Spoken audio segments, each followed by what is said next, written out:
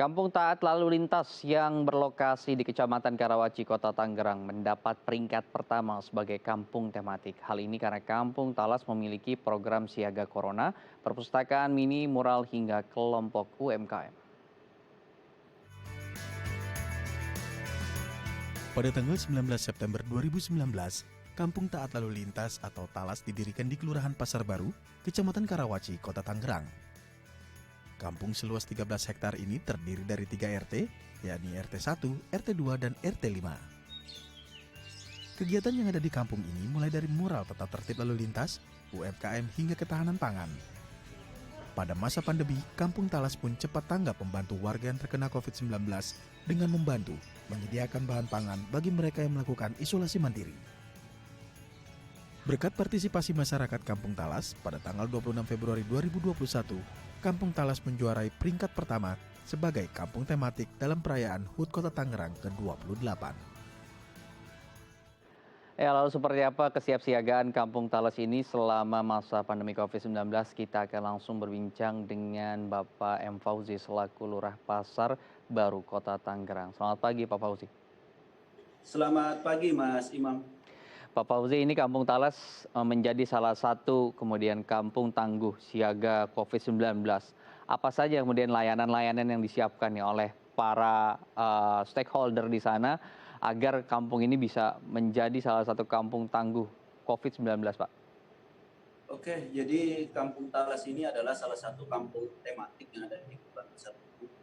Adapun program-program yang kami lakukan awalnya di bulan Maret tahun 2020 setelah pandemi COVID ini terjadi, kami atas instruksi dari Bapak Wali Kota membuat satgas-satgas tingkat RT RW termasuk yang ada di Kampung Talas. Nah, kegiatannya ya adalah melaksanakan sosialisasi maupun monitoring berkaitan dengan protokol kesehatan 5M. Kami juga melaksanakan kegiatan lumbung pangan, pembinaan UMKM, ya, pembagian masker maupun pembuatan tempat-tempat cuci tangan di lingkungan warga.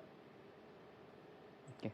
Jadi fasilitas protokol kesehatan sudah disediakan oleh warga setempat gitu ya. Jadi Ya, sebisa mungkin gitu ya protokol kesehatan secara maksimal bisa diterapkan di sana. Ada juga yang menarik adalah ada hotline layanan untuk masyarakat saat mungkin terpapar COVID-19. Ada juga ruangan untuk isolasi gitu. Ini menggunakan fasilitas apa, Pak?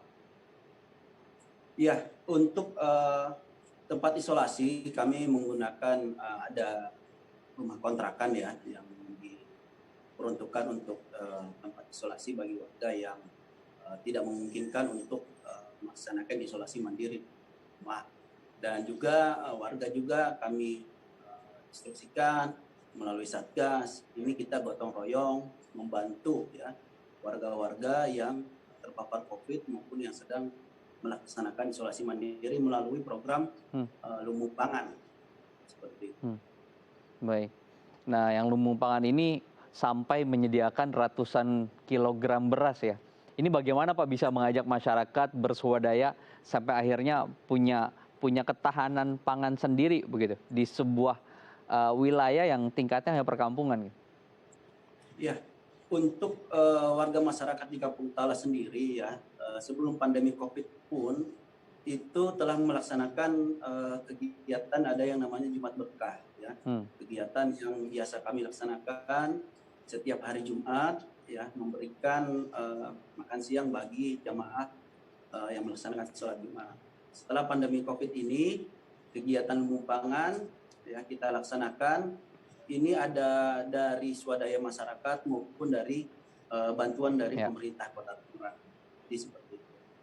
Oke, baik. Jadi swadaya masyarakat dan juga kemudian ada bantuan dari pemerintah kota gitu sehingga masyarakat bisa kompak nih berjalan gitu untuk membangun kampung siaganya.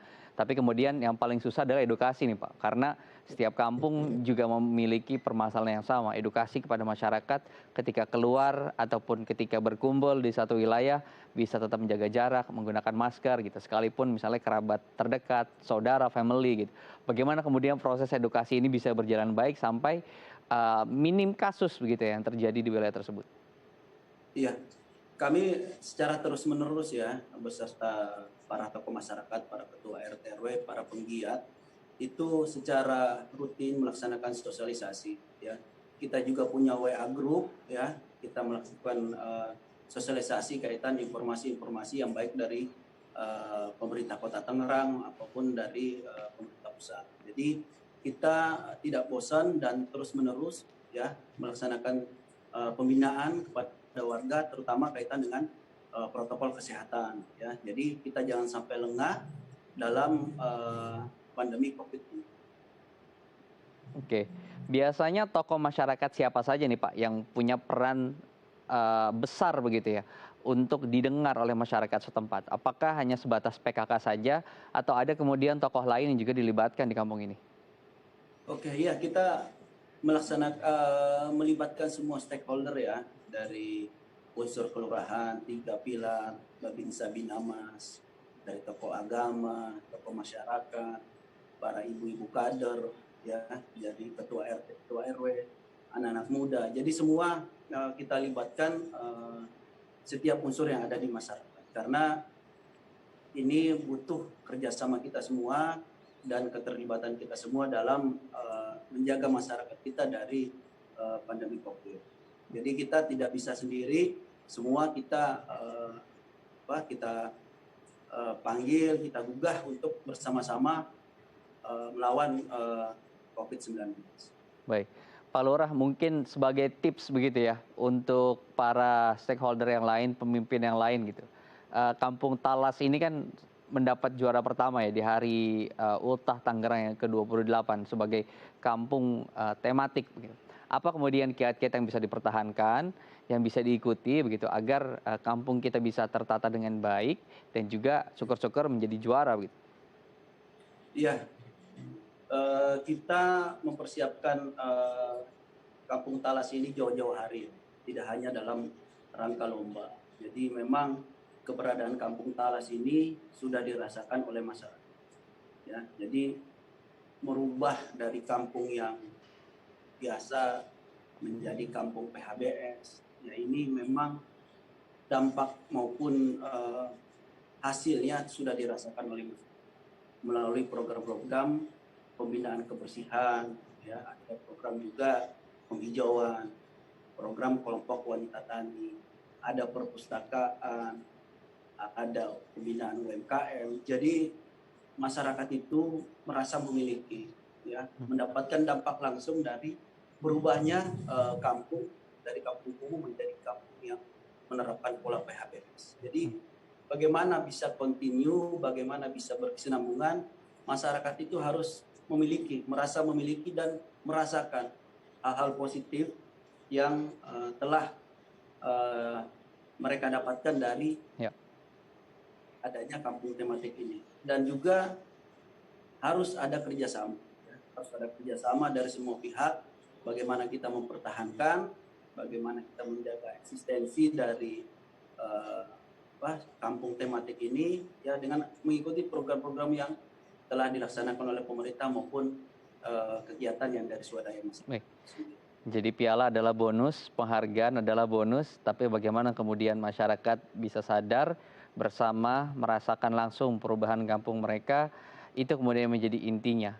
Karena dengan begitu bisa terus bertahan, sustainable-nya bisa berjalan terus, dan lingkungan kita bisa terus asri. Terima kasih Pak Lurah sudah berbagi inspirasi pagi hari ini.